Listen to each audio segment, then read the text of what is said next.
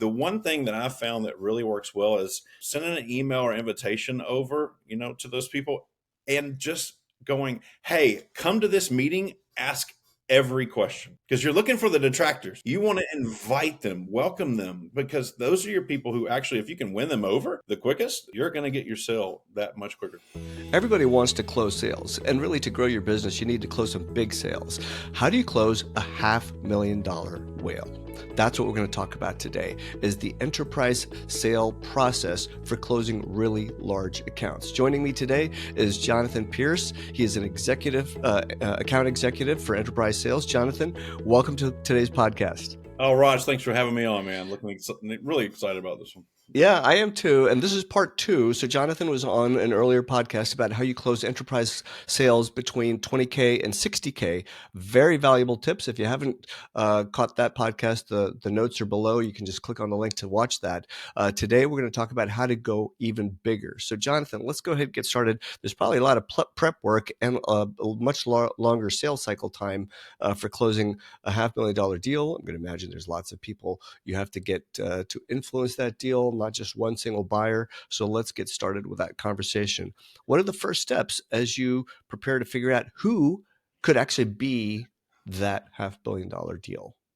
Yeah, no, that's great. At the end of the day, like, you are going from playing high school football to college football. It's a bigger arena. It's a bigger race. If you're a track runner, if you like to exercise, it's a longer race. It's a marathon. So to establish your mentality, you got to have the right mindset. And very many times I've been able to just go over to the vendor partner I'm working with and go, hey, let's schedule 5 minutes. Let's talk about this before we meet with these people. Here's what we want to get out of the meeting. But at the end of the day, for this race to be successful, let's create a reset button in our brain for us to hit that when things get difficult, because we don't want to hop on calls sounding exhausted. We want to treat every day like it's the first time we're talking to them. We want to be excited.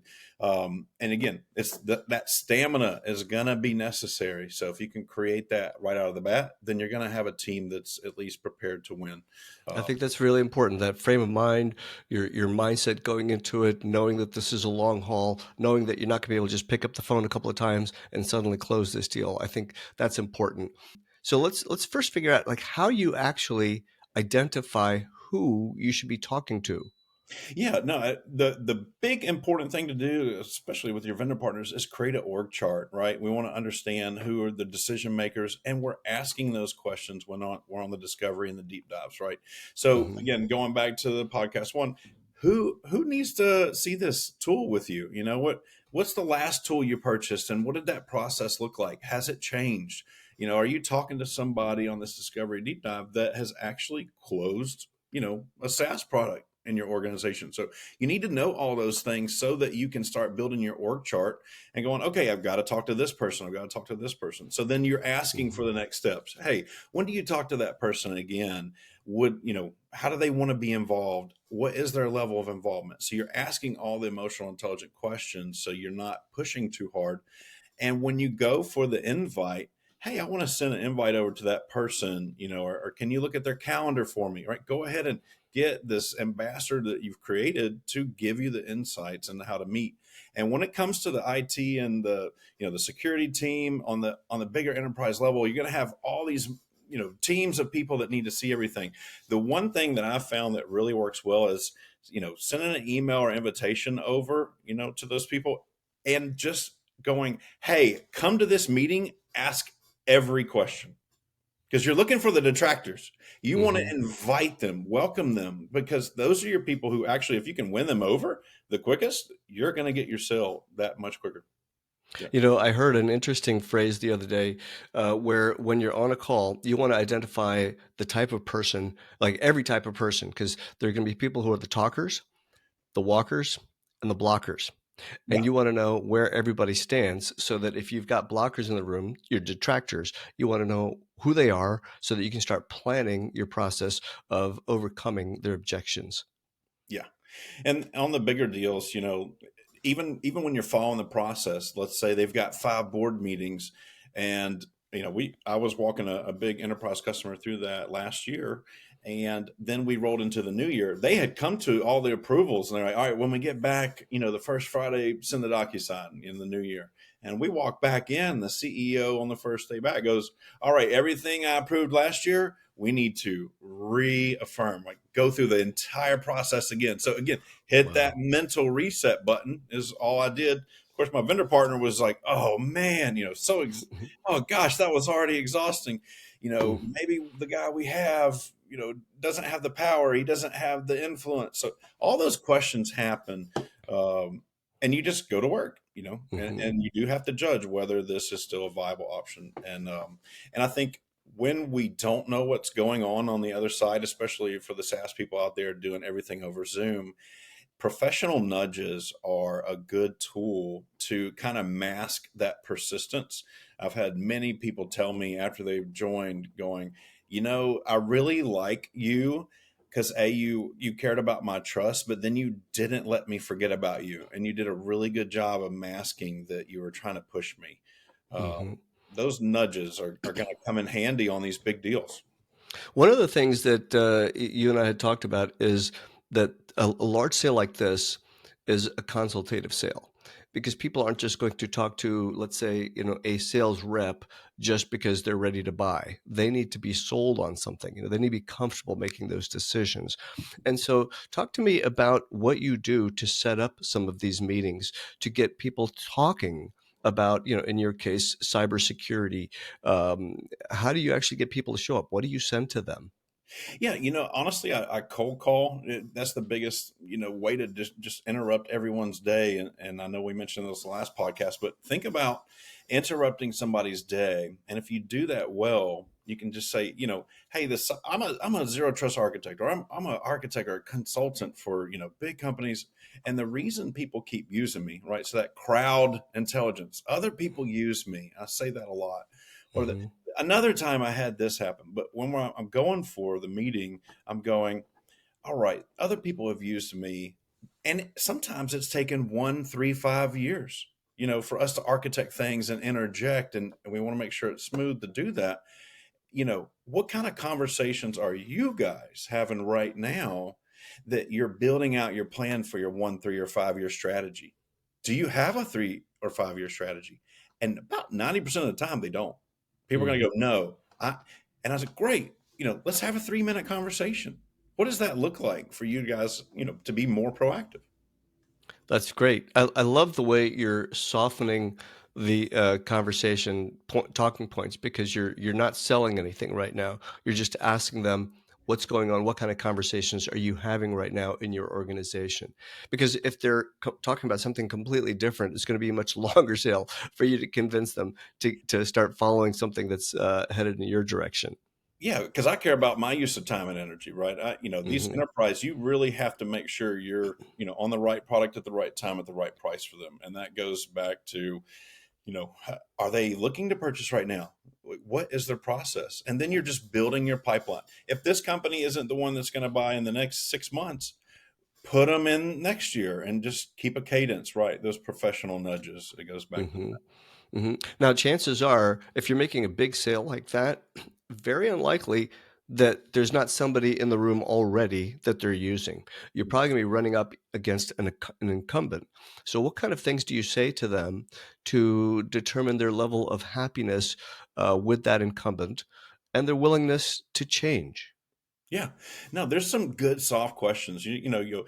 What kind of conversations are y'all having about your current technology that, maybe you can't solve, or have you looked at tools lately to solve some of those pain points, or what keeps you up at night is a good one. And even, if you're on a conversation and you're talking about your product, a lot of customers that have product X have this kind of issue and they want to solve that. So they're looking to implement technology like I have. Or you can go for the big kind of, if someone's not responding to anything you're saying on a discovery card, or a deep dive, you're going, if you could wave a magic wand right now, what's that one tool you would like to replace and why? Hmm. Hmm. And that'll uncover some of that. Sometimes I also like to add things like, if price weren't an object, what would you use that magic wand to fix right now? And so the magic wand analogy, I think, is works really well because people would love to just get rid of some problems. Which ones would be the ones that you would prioritize to get rid of right away? That's actually a really good way to start introducing some of those soft topic dialogues. Now, let's go a little bit deeper into this professional nudge concept that you talked about. Uh, Define what you mean by a nudge. Well, a lot of times, like we get into an MSP or a SaaS vendor, and we're going, have you emailed them twice this week? We get in the email marketing campaign cadences, and then people very quickly, I think you're very wise to it. They'll click up, go to spam, or unsend, and I think going to the phones and establishing a personal relationship with them, going right to their LinkedIn and connecting so they have a face for the name that's calling, and keeping a phone cadence, or hey, if you have any questions about something you're opening up a new lane for them to text you. And I have a lot of text conversations. Yesterday, in fact, I'm on vacation this week, and an IT guy from an airport's just like, hey man, I've been thinking about this. What do you think of this technology? And I recommended, I'm driving, got two kids in the back screaming, but it's, hey, haven't heard from you in a while. I bet you've been busy. I'll text him sometimes. I know you've been busy. How's the kid? What's going on new at work? And just keeping that cadence. But when it comes even more specifically, if our listener here wants to know how to professionally nudge, ask for the date on when they would like to get a solution or a problem fixed or solved, and Mm-hmm. then push. Without a date, you can't really push. You really can't. You can push to have conversations, but you can't push, Yeah. a product or a price. You can't. Yeah. There's a couple things around dates. I know one of the challenges is, um, let's say they've already got a solution in place, and you've started talking to them, and they've got a contract that's not going to end for another 9 months. And what a lot of reps will do is they will wait till 3 months before the renewal before they start engaging or re-engaging. But I think it's really important to continue staying in contact. And let's say you were trying to get a contract and you lost and they went with someone else. It's Mhm. really important to follow up and say, in 30 days, first, sometimes they might have told you that they went with somebody else. Maybe they didn't actually sign. They said they were going to. So you could follow up to one, verify that they actually did sign with that person. Second thing is follow up in a couple of months and just ask how it's going, because the seeds of unhappiness might have already started. And Yeah. that's when you can start planting your feet in with use cases, other types of case studies, things like that, that you might be able to penetrate deeper in. And as you keep having that conversation over the course of those 9 months, when you get to the 3 month mark prior to the renewal, you actually have a better chance because you're the one that's been in touch. And you would be shocked, and maybe you've probably seen this also, that even reps who close deals, they just stop talking and leave it to the customer service team, and they don't even talk to their own clients till I three know. months before the renewal. And it's kind of like, hey, you only talk to me when you want my money, Yeah. right? That's it. And people, when they buy these high ticket items, they want that consultative process. They want to be kept in the loop with new ideas. And I used to have vendors constantly tell me, yeah, tell me about your webinars. Tell me about ways to use your solution better, because we've already made the commitment. We've already paid for it. I want to know how to use it better and integrate it into my system. Yeah. And you really got to stay on top of that too. Yeah. And those professional nudges, a good post sale, like you're talking about post sale or post loss sale, I would sell, you know, what is it? Land and expand. I would sell kind of a middle tier part of that solution, and they can do all these add-ons. And we had a huge detractor in the room that we won the confidence on, and even post sell. Oh, are you calling to try to sell us, the more add-ons or something? But making it a professional nudge of, hey, I heard you guys say y'all have to wipe 40 computers, every quarter for your insurance company, for your underwriters to go in and, make a clean look at business policies you're writing, making sure people's websites are doing what they say they're doing. And all that time and energy is a cost. Like I heard that from our conversation. What if we went and got an isolated browser for your whole organization for $4,000 a year, and you told me you're spending about $20,000 a year on that?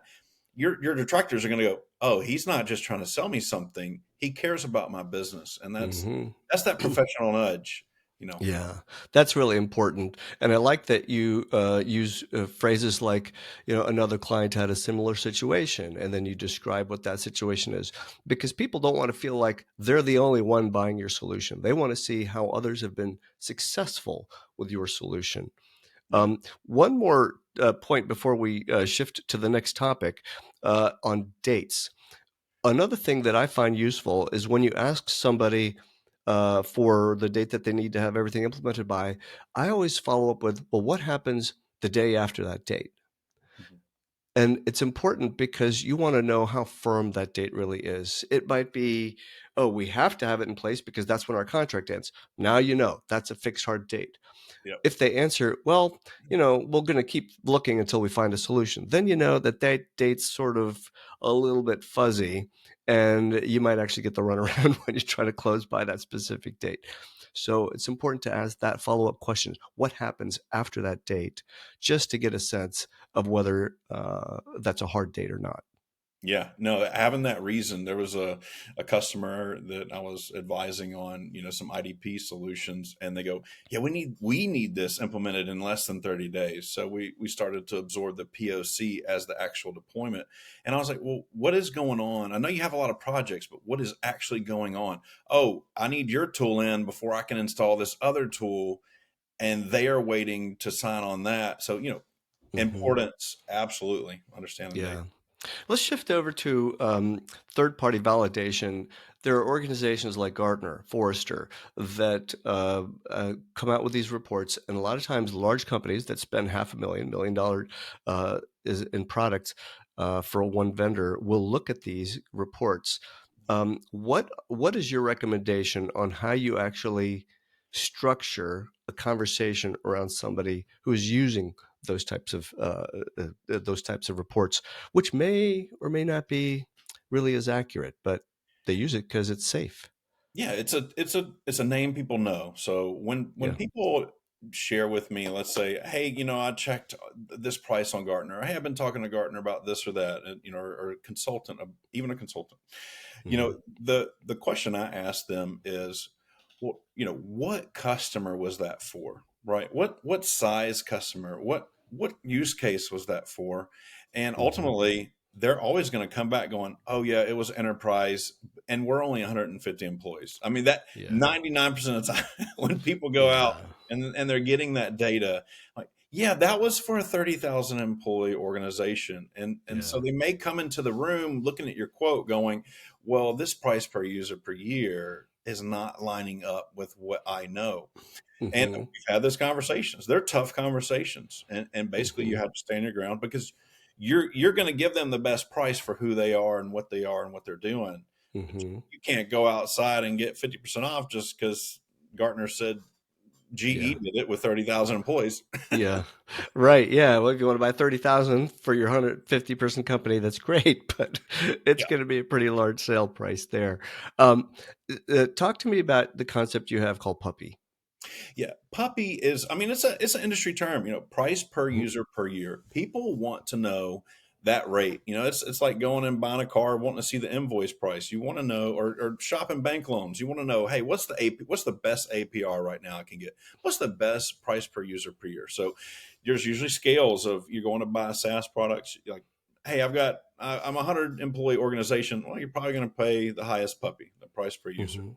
Um, when you get up to maybe 500 or 1,000, there's price break points and volume. So then you might, if you're 850 org, it might be smarter just go ahead and buy 1,000 because you can get the higher tiered lower rate. Mhm. And a lot of companies, they are shopping based on price per user per year, especially organizations over 750 users. So one of Mhm. the biggest decision blocks for them is what is the puppy, and they do go out to Gartner, and then again you have to educate them. So a really good use case for that was I was talking to this technology company, and again they went out to Gartner and said, hey, the price per user per year is, let's say, $50, is what we've been told by Gartner. And we're like, I had to ask the questions. What can you go back to Gartner and ask them what year that happened in, right? Because every year this SaaS product, always increased its price 15%. They've got Right. new SKUs. What SKU name? What volume of employees was it for, and what year did that happen? Turns out it was Hmm. 4 or 5 years ago. I mean, no one's going to get that price anymore. Right. Yeah. Yeah. It's interesting because I get a lot of people asking me, "Oh, well, you gave my buddy a rate of X," and I look and I find first I got to find out who their buddy is because half the time there is no buddy; they're just saying it. But then when I Yes. go find somebody and actually see, and it was literally 4 years ago, and I said, I don't know about you, but when I go fill up my gas tank, it's a lot more expensive than it Yeah. was 4 years ago. And so it's a little bit of a game there. And so everybody's going to try to get the best deal, but you do need to hold your ground for some of these. So how do you phrase a response to people like that? Tell me about let's say you've discovered that the price that they're thinking about isn't anywhere. It's an apples and oranges comparison. Yeah. How do you respond back to them? Yeah, no, I mean every use case is different, but in that instance, you're looking at, here's three discount levers that we give every customer. So you're level playing it. Everyone feels like they're treated the same. There's no special treatment, and that is that we give discounts based on the number of employees you have, right? How much of that one product you're buying. And then this company also gives discounts based on, oh, you buy product X and Y and Z. Your friend or whoever that had a great deal, they might have bought, a lot more and for their employees, or they might have bought CrowdStrike and Zscaler and Okta all at once. So you can do Hmm. multi discounts there. And then the biggest one is if you don't know when you're going to buy, that accuracy forecast has the biggest discount lever. So if you're Hmm. coming to the table saying, hey, 100% I can buy in December or 100% I can buy in next week, you still get access to the same discount. It's 100% accuracy on when you're going to buy it, because I can go to that vendor and wheel and deal for you, and I'll pass that savings on to you. So I don't know what kind of scenario your friend was in, but let's look at getting the best deal for you right now. Hmm. That's what I'm here to do. And you've seen CEOs stay way late into the night trying to get a deal closed because they know the deal's because they've forecasted it as part of their spending and they need to get that thing done, right? So um, it's not just the CEO or sometimes the CFO that would be involved in this. There's a lot of other people. How do you build out that org chart? What kind of pieces of information do you know? Do you put like lines connecting people? Like how does your view of your prospect look? Yeah, really, I'm interested in who the key players are, but everyone comes up with a team. You might have someone silent the whole time, like you mentioned, a listener in the room. So whoever's on the calls, I start tracking it in an Excel sheet, or if I've got a good CRM to do that. And again, I'm asking the question I need to know to highlight them. Who is involved in making the decisions? Who was the in the last product you bought? What? Who was the key players? Who said yes or no? I'm just asking the contact at the company who was a part of the last decision, and how is it different this time. So then we're building an org chart, and I'm getting to know those people. I'm making sure I have conversations with those people. That is my next step. Hey, you said so and so needs to be on this next call because they helped purchase that, and it's going to be the same person this year. I'm going to send an invite. Tell me what their calendar looks like. Let's just schedule 5 minutes, and then I treat them as if I've never met them, Mm. just like I did the first person, and I win them over. So one at a time, I'm building that chart. Keep an Excel. Hey, these are the people or the team of people that need to be on that call, and tell them, hey, ask me any question. And I'm the not. questions are going to be different because the journey for each person is different. When you look at your chart, you really have different buyer personas inside that ideal client that you've got. You've got the person who's actually going to write the check. You've got the person who's going to be managing the product. Then you got the end users who are actually going to be using the product, and you may have some other personas inside as well. But the person who's the end user, who oftentimes will say, "Yeah, this is a good idea," uh, it doesn't make that final decision, but you've got to get their buy-in. So the messages, the communications to them, the consultative discussions, the content that they see is all different compared to somebody who's that final decision maker who wants to see the ROI, want to see case studies, that kind of thing. So I think it's a good idea to have lots of that content available so that you can use it, even if it's just for your own reference in conversations, to share with people. Yeah, especially if you live in the local area of that organization. I had I call it the benefit of working from home 100% of the time. I'd never met a customer in the last 16 months and, pulled in over $1 million in ARR. But Mm, for people who live around the organizations they're dealing with, hey, this guy likes the Mets. Let me go take him to a game. yeah. I see a lot of enterprise people do all that, and that is very Hmm. successful. But, just know that you don't have to do that. I didn't do Hmm. any of that. And Yeah. the big thing is tracking who you're talking to, what they need to see. What would they need to see to prove this like they did last time? What are some of the things they asked for, presentations and whatnot. But, in the end, I've worked huge deals that come in and the legal person is going through a reorg of their processes. So that delayed a deal 2 months, right? And Hmm. keeping in touch, going what's on with that. Another one came into, well, your product is the best. We've arrived at this situation twice this year, and it's a funding thing, right? And so then I built a special presentation. But you've got to ask what's holding this deal back. You got to Hmm. stay in close contact with your person who is the ambassador. And even then, on that situation, we had to go hunting within the vendor product for a relationship that matched up with that person. Turns out the CFO of this 3,000 org knew the CFO of the company trying to buy, and he just needed that kind of reference and feel good fuzzy to pull Hmm. the deal together. So we made that happen. And sometimes when you're having these conversations, if you're the account rep and maybe you don't have the technology background that you need to answer some of those really detailed questions, you could bring in perhaps a solutions engineer, a sales engineer to help with those discussions. How do you always leave the meeting? Like, what is your the outro ask, as you say? Yeah, at the end of the day, we got to understand what would be the next step for, and you've got to ask, who is on the call, where did we land today? Where do we end? Did I leave you with more questions? Can I capture some of those questions real quick and get some answers for you? Did you have any technical questions? But we're always looking to get the next appointment booked. What is the next step? Is it a board meeting? Is it your team is going to get together and if you're still evaluating other products? We've got to ask, where are they today? And let's go ahead and get the next meeting set up for next week. We're going, Mhm. when do we need this done by? And then, just be really, really honest about where you are. Just say, hey, be brutally honest with me. Where did this sit? Was this a valuable call for you? And find out that feedback, because you don't Mhm. know how hard to press unless you're asking. Right. Yeah. And a lot of times people will just be polite and then they'll ghost you. So, yeah, you want to get a sense of that. Jonathan, what are some of the other things that people should know about closing these large deals? One thing you mentioned was land and expand. So instead of going into an account completely fresh, green, trying to close it, if you've got an account that maybe you did close a $20,000 deal for, but you see that perhaps there are other divisions inside the groups, other people that could actually expand that into a $500,000 account. How do you start penetrating deeper into an account that you already have?